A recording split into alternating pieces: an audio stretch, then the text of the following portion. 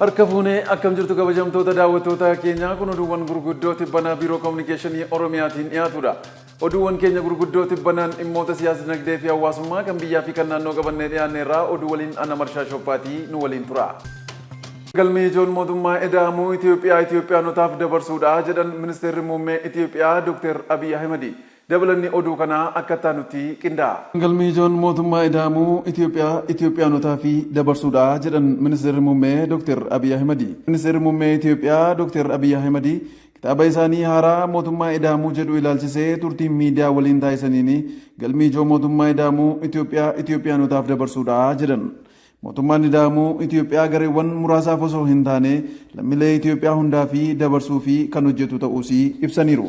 Badhaadhina Itoophiyaa milkeessuu fi hojimaata baratameen ala xiiqiidhaan hojjechuun barbaachisaa ta'us ibsanii kitaabichi ibsituuwwan mootummaa eda'amuu kaa'uun akka eegalu dubbataniiru.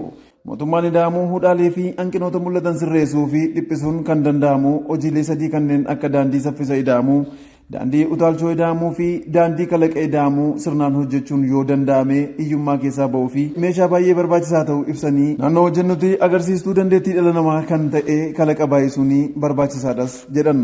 Yaadamoota sadeen kanneen hubannoo keessa galchuun fooyyessi dinagdee mandhalee qophaa'us ibsanii addunyaa saffisaan jijjiiramaa jirtu waliin tarkaanfachuu fi kalaqa madagsuu akka barbaachisus Dr. Abiy dhaamaniiru.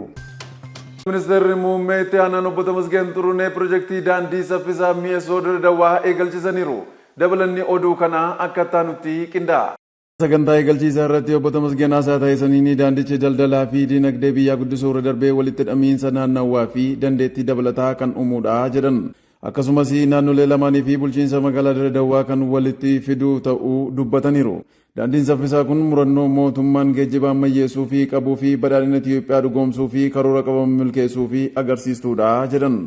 Gabaa biyya keessaa fi carraa kan uumuu fi galmoota naannawaa daldala bilisaa milkeessuufis gahee olaanaa bahataa jedhan. Ijaarsi pirojektichaa walitti hidhamiinsa daldala naannichaa fi hariiroo uummataa fi faayidaa olaanaa qaba kan jedhan immoo ministeera magaalaa fi bu'uuraalee misoomaa adde Caaltuu Saaniin guddinaa fi badhaadhina biyyaa fi murteessaa ta'uu eeruun ijaarsa bu'uuraalee misoomaa daandii fi xiyyeeffannoon kennameera jedhan. Ijaarsi pirojektii daandii saffisaa mi'eessoo Dirredawaa kanaan dura saayitii 5 ol fudhataa ture gara saayitii 1.2tti kan hir'isu ta'uus adde Caaltuun kaasaniiru. Akkasumas pirojektichi qaama inisheetii walitti hidhamiinsa gaanfa Afrikaa ta'uu kan ibsan torban kana keessa. Wabii midhaan nyaataan of danda'uu fi hojiin hojjetamaa jiran abdachiisoodha jedhan pirezidaantii itti aanaa mootummaa naannoo Oromiyaa obbo Awwaluu Abdii. Dabalata oduu kanaa Dirribee Takilee akka nuti qindeesseetti. Wabii midhaan nyaataan of danda'uuf hojiileen hojjetamaa jiran abdachiisoodha jedhan obbo Awwaluu Abdii. Pirezidaantiin itti aanaa mootummaa naannoo Oromiyaa obbo Awwaluu Abdiin wabii midhaan nyaataan of danda'uun hojiilee qulqullina baay'inaa fi ariitiin hojjetamaa jiran abdachiisoodha jedhan.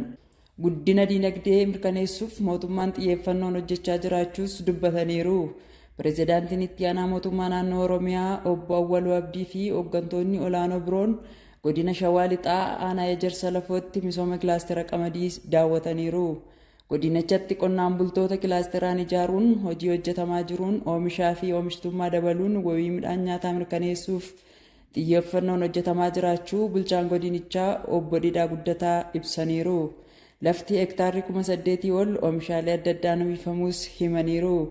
Daayirektarri olaanaa Abbaa Taayitaa Galteewwan Qonna Oromiyaa Dr. Biraanuu Leenjisoo gama isaaniin galteewwan qonnaa barbaachisan qonnaan bultootaaf dhiyeessuun dinagdee qonnaan bulaa dabaluuf hojjetamaa jira kan jedhan torban kana keessa.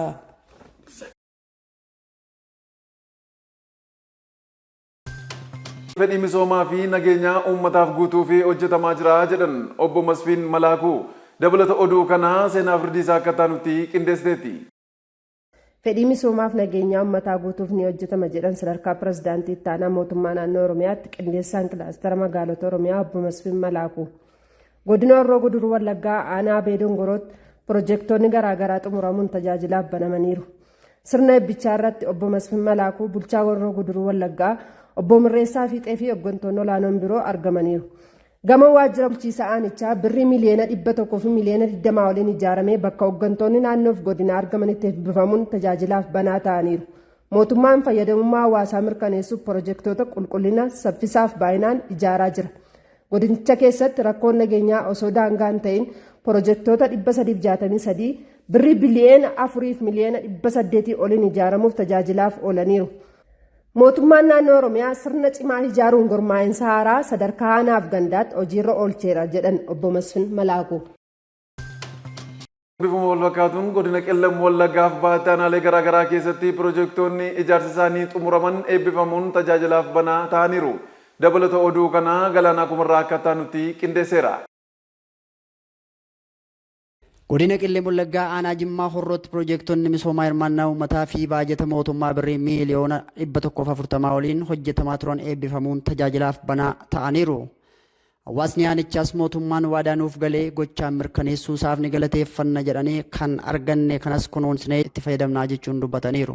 Akka godinichaatti bara kanaa piroojeektiiwwan adda addaa 842 maallaqa birrii biiliyoona 13 oliin hojjetamaa jiran keessaa piroojeektoonni 768 birrii biiliyoona 1.4 hojjetaman xumuramanii marsaa lamaan eebbifamuun uummanni 750 ol irraa fayyadamaa ta'uu bulchaan godina Qellam Wallaggaa obbo Gammachuu Gurmeessaa dubbataniiru. Piroojeektoota 842 kaapitaala qarshii biiliyoona 13 qabxii lamaan hojjetamaa jira. Ana keessaa amma ammaatti piroojeektii 768 qarshii biiliyoona 1.4 xumurree marsaa kana lamaaniin eebbisiisaa jirra. Piroojeektoonni kun xumuramuu isaanii qofa miti yoo xiqqaate uummata 750 ta'u kan isaan tajaajiluu danda'an. Waan har'a hojjennu kan har'a kan diigamu tun taane dhaloonni har'a jiru fayyadamee eegee kunuunsee akka qarooja isaatiitti eeggate ofiifis irraa fayyadamee ilmaan isaatti akka dabarsuuf waamicha godhachuu barbaada.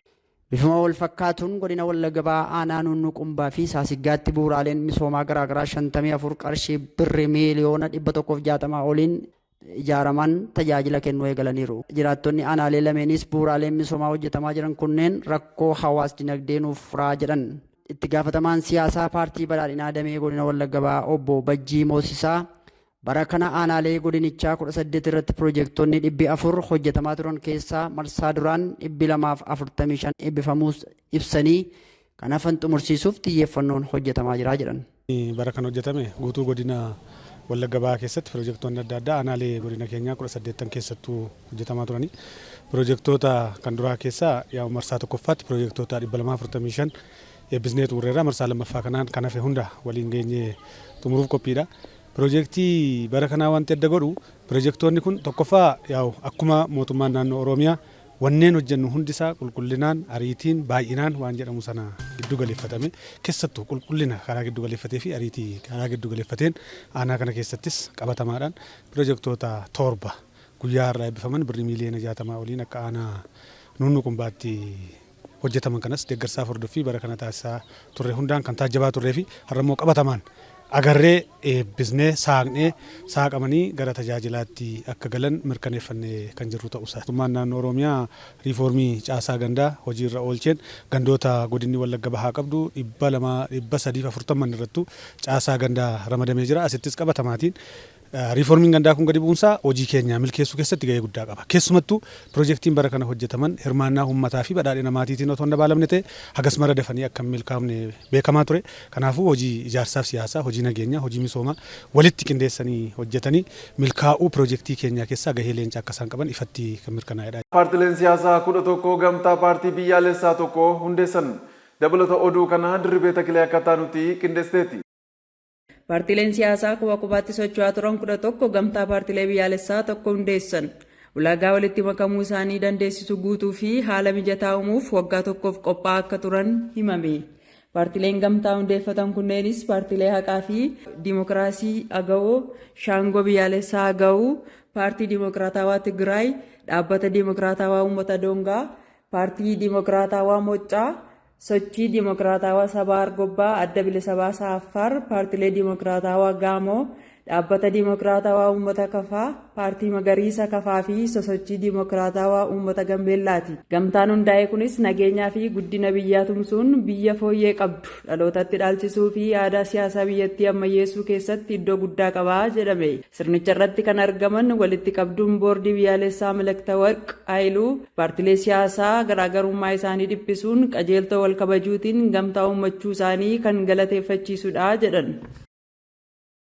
Egaan daawwattoota keenya oduuwwan keenya gurguddoo tibbanaa kanarraaf qabannee dhiyaannee kanumarratti xumureerra.